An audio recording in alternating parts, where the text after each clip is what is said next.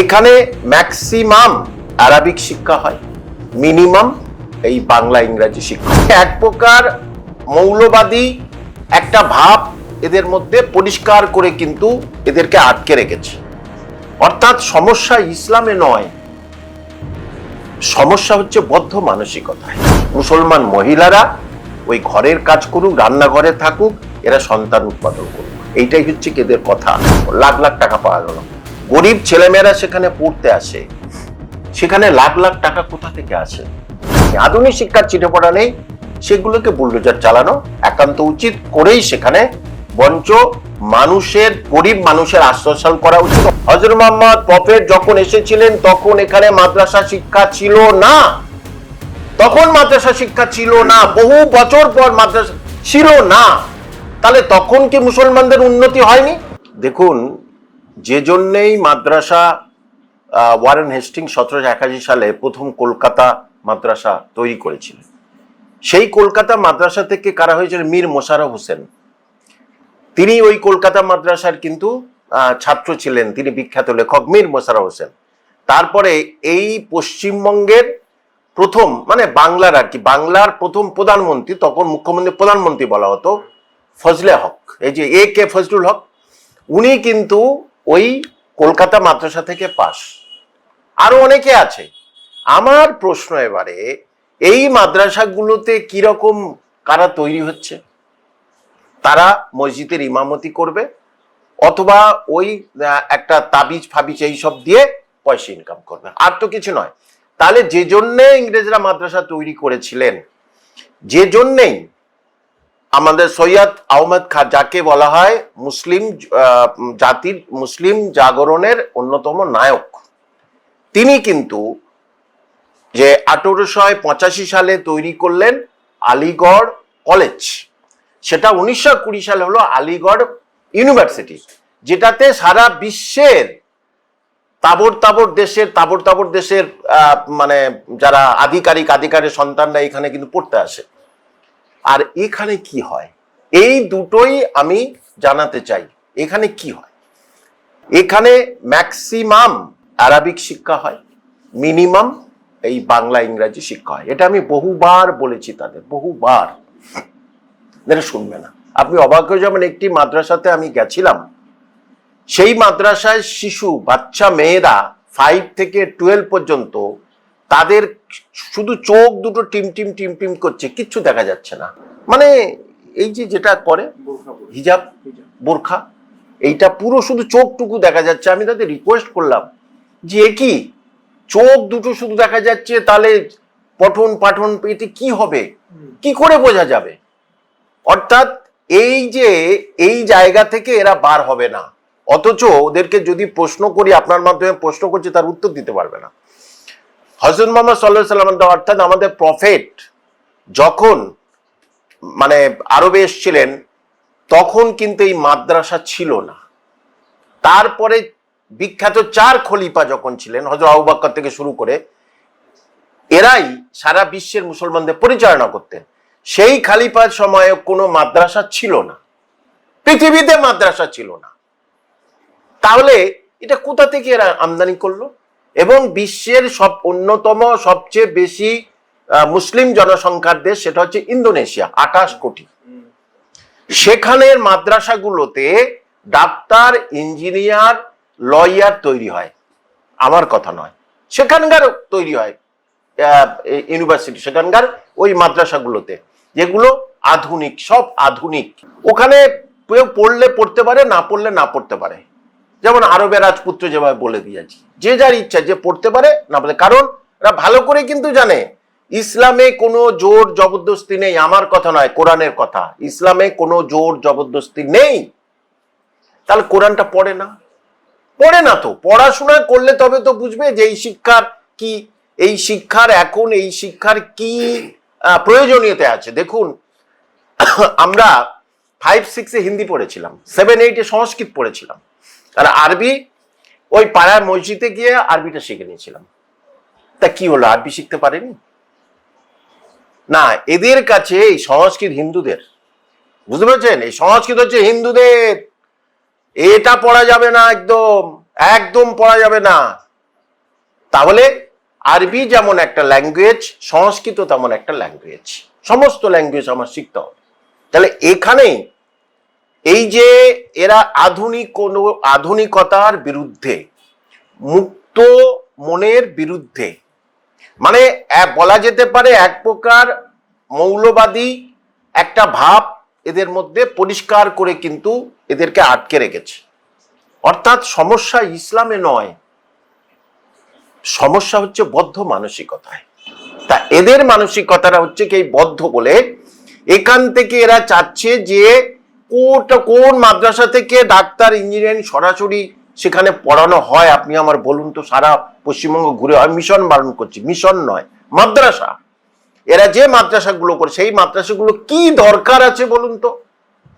সেখানে আধুনিক শিক্ষা দিক, হ্যাঁ, আরবি পড়াবে না কেন? আরবি পড়াক, কিন্তু আরবি পড়িয়ে দেখা যাচ্ছে তার সেকশন খুব কম, তার সীমাবদ্ধতা আছে। সেখানে হাতের কাজ শেখানো হয় না, দর্জি শেখানো হয় না, টেলারিং শেখানো, বিভিন্ন রকম জিনিস শেখানো হোক, কিন্তু সেটা সেখানে শেখানো হয় না। সুতরাং এই মাদ্রাসাগুলোর যারা চালাচ্ছে তাদের ভাবা উচিত যে যারা গরিব ছেলে মেয়ে সেখানে যারা গিয়ে পড়াশোনা করছে তাদের ভবিষ্যৎটা উজ্জ্বল করে দিতে হবে। তো তারা ভবিষ্যতে যেন করে কেমে খেতে পারে, চাকরি করতে পারে, হাতের কাজ করতে পারে। না হলে সেখানে শুধু ওই আরবি আরবি আরবি।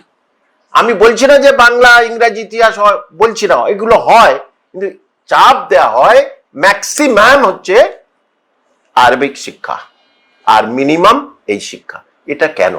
আর আমাদের ভারতবর্ষের এখন হয়েছে এনইপি, ন্যাশনাল এডুকেশন প্রোগ্রাম 2020 সারা ভারতবর্ষের সমস্ত শিক্ষা প্রতিষ্ঠানে লাগু করতেই হবে। তা লাগু না হলে বন্ধ। এরা কি বলছে অনেকেই, আমাদের তো মুসলমানরা পয়সা দিচ্ছে, আমরা মুসলমানের পয়সায় তো এখানে তো তাহলে আরবি পড়তে পারি। বাবা, ভারতে থাকবো, ভারতের সংবিধান থেকে শুরু করে ভারতের আবহাওয়া, ভারতের মাটির সঙ্গে তো আমাদের এক হতে হবে শিক্ষায়। মানে এরা চাচ্ছে মুসলমানরা আধুনিক শিক্ষায় শিক্ষিত না হোক, মুসলমানরা এই আরবি শিক্ষার মধ্যে এখানে পড়ে থাকুক।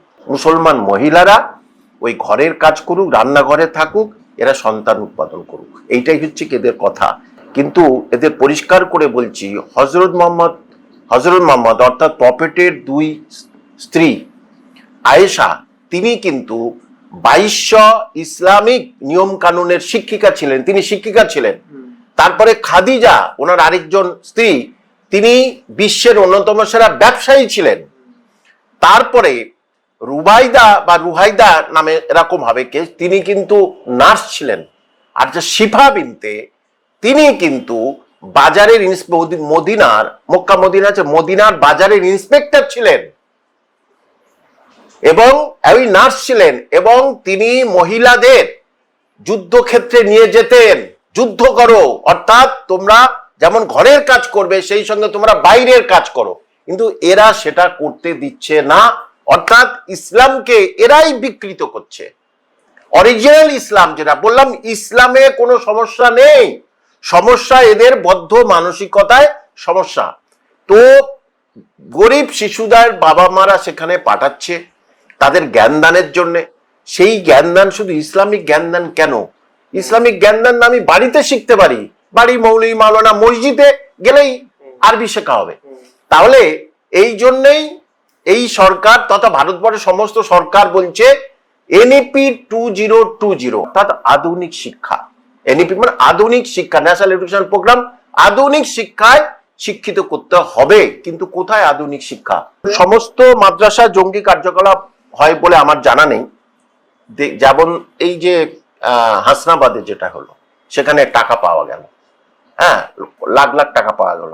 গরিব ছেলেমেয়েরা সেখানে পড়তে আসে, সেখানে লাখ লাখ টাকা কোথা থেকে আসে? কে দিয়েছে এই জিনিসগুলো? এবং এটা উত্তরপ্রদেশের সূত্র ধরেই তবে এদেরকে অ্যারেস্ট করা হয়েছে। এটার দ্বারা কি বোঝাচ্ছে? সাধারণ মানুষের কাছে কি মেসেজ যাবে যে তাহলে এই মাদ্রাসাতে, পার্টিকুলারলি মাদ্রাসাটি কি হয়? আমি বলছি না সমস্ত মাদ্রাসায় জঙ্গি কার্যকলাপ হয়, একেবারেই হয় না। তাহলে এইটা দেখে কি বোঝাচ্ছে? এবং এর আগেই বেশ কয়েকটা সেখান থেকে জঙ্গিদের ধরা হয়েছে, পরিষ্কার করে জঙ্গিদের ধরা হয়েছে। উত্তরপ্রদেশে যে এসটিএফ যে তুলে নিল ওখান থেকে জঙ্গি কার্যকলাপের সঙ্গে যুক্ত, তাহলে এটা কি বোঝায়? এটা দ্বারা তো অনেক কিছু বোঝায় নিশ্চয়ই। সব জায়গায় যারা কোথা থেকে টাকা আসে বা চলে কি করে, এবং আধুনিক শিক্ষা সেখানে মানে ছিটে ফোটা নেই, আধুনিক শিক্ষার ছিটে ফোটা নেই, সেগুলোকে বুলডোজার চালানো একান্ত উচিত করেই সেখানে বঞ্চ মানুষের, গরিব মানুষের আশ্বাসন করা উচিত, অথবা সেই গরিব মানুষ ছেলে মেয়েদের তাদের আধুনিক শিক্ষা শিক্ষিত করা উচিত। কারণ তারা তো করে খাবে, মসজিদের ইমামতি করে তো খেতে পারবে না, কি করে খাবে? তাহলে তারা সরকারি চাকরি করুক, ডাক্তার ইঞ্জিনিয়ার হোক। যেটা এই অদ্ভুত জানেন তো, পাকিস্তান, বাংলাদেশ আর ইন্ডিয়া, এই সারা পৃথিবীর মধ্যে কিন্তু এই তিনটে দেশে এই রকম মাদ্রাসা শিক্ষা চলছে। বাদবাকি বিশ্বের কোন মুসলিম দেশে আপনি পাবেন না। 50% উপরে মুসলমান আছে 44টা দেশে। সেই 44টা দেশে কোন সেই দেশের মাদ্রাসাগুলোতে আপনার আধুনিক শিক্ষা, ডাক্তার ইঞ্জিনিয়ার, যেটা আপনার বললাম 1781 সালে কলকাতা মাদ্রাসা থেকে মীর মোশাররফ হোসেন এবং একে ফজলুল হক, তিনি কিন্তু এখান থেকে পড়াশোনা করেছিলেন। তাহলে আমি কম্পেয়ার করতে বলছি, তোমাদের মাদ্রাসাগুলোতে এরকম কে বার হচ্ছে, কোন লেখক বার হচ্ছে, কোন পশ্চিমবঙ্গের মানে সেই যুগ্ম সরকারের তখন যে প্রধানমন্ত্রী একে ফজলুল হক কেন বার হচ্ছে না? তাহলে এই মাদ্রাসা শিক্ষার অবশ্যই পরিবর্তন দরকার। বহু পুরনো, অনেক আগে থেকে আছে। এবং এটা তো বললাম, হযরত মুহাম্মদ প্রফেট যখন এসেছিলেন তখন এখানে মাদ্রাসা শিক্ষা ছিল না, তখন মাদ্রাসা শিক্ষা ছিল না, বহু বছর পর মাদ্রাসা ছিল না। তাহলে তখন কি মুসলমানদের উন্নতি হয়নি? ওই যে কটা মহিলার নাম বললাম, তারা তো শিক্ষিতা ছিল, তারা ব্যবসায়ী ছিল। এরা মুসলমান মহিলাদের বাক্সবন্দি করে রেখে দেবে। এটাই হচ্ছে এই বেশ কিছু মাদ্রাসা এটাই করতে চাচ্ছে।